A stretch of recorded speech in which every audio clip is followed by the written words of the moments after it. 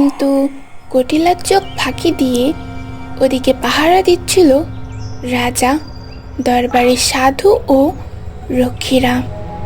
আর এদিকে যাচ্ছিল ডাইনিরা রাজাকে আবারও আক্রমণ করার জন্য।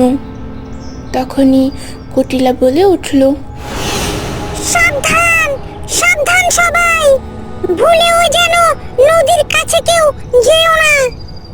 এই নদীর পানি যদি কারোর গায়ে লাগে তাহলে যে ঘোর বিপদ। সাবধানে চলো সবাই, আমার পিছু পিছু। এমন সময় এরা আবার কারা? এদের তো আগে কখনো দেখিনি, কিন্তু এরা এই দিকে কি করতে এসেছে? দাঁড়ান, আপনারা আপনারা কোথা থেকে এসেছেন? কারা আপনারা?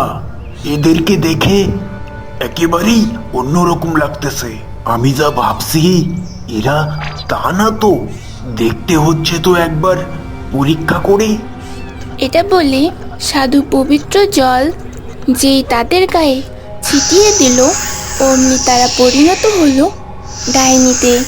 এবং ডাইনিগুলো হাসতে হাসতে সেখান থেকে চলে গেল। এবং যাওয়ার সময় তারা বলল, আবার আসবো আমরা। তোরা কিভাবে এই পবিত্র নদী রক্ষা করতে পারিস সেটা দেখা যাবে। আর সবার আগে আমি তোদের মহারাজকে আগেই শেষ করব।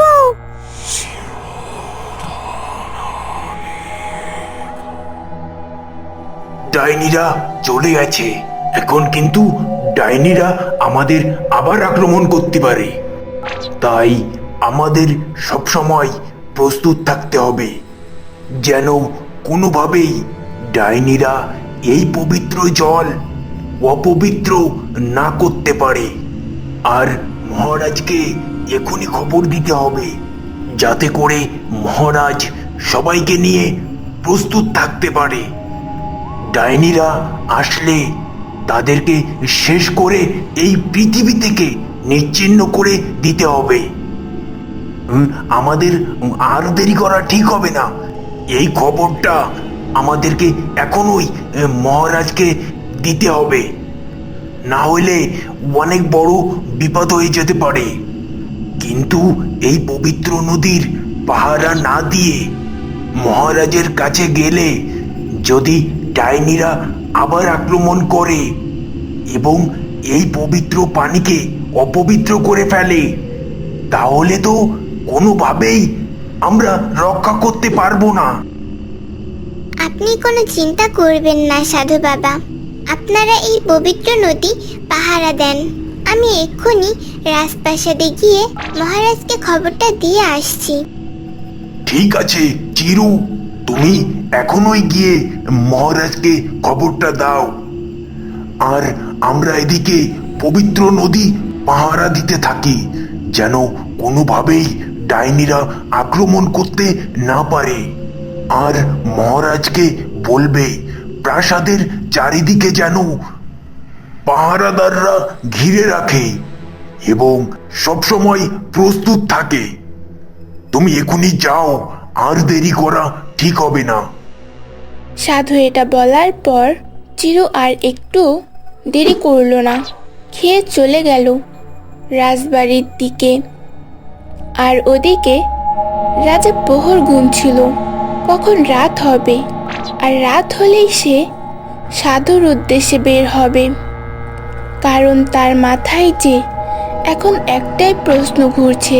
সে এটা ভাবতে ভাবতেই কিছুক্ষণ পর তার সামনে হাজির হলো চিরু।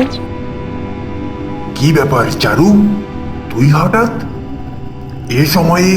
আবার কিছু হলো নাকি? ওদিকে সবকিছু ঠিক আছে তো? সাধু ও রক্ষীরা ওখানে আছে তো?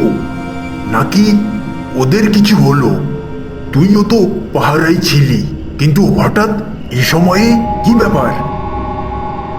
হ্যাঁ মহারাজ, অনেক খারাপ খবর। ডাইনিরা আবারও আক্রমণ করেছিল, কিন্তু সাধু ও রক্ষীরা তাদেরকে ধরে ফেলেছিল। তাই তারা তাদের কোনো মায়ায় কাজ করতে পারেনি।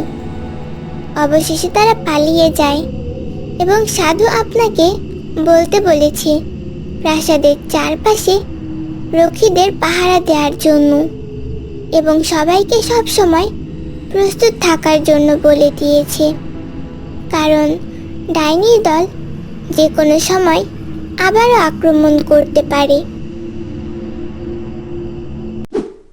বন্ধুরা, তাহলে কি রাজা বিজয় তার রাজ্যকে ডাইনির হাত থেকে রক্ষা করতে পারবে, নাকি ডাইনির হাতে মরতে হবে সবাইকে? কি হতে চলেছে আগামী পর্বে অবশ্যই জানতে হলে আমাদের DRRM অ্যানিমেশন চ্যানেলের সাথেই থাকুন। আর এই ভিডিওটা তোমাদের কাছে কেমন লাগলো?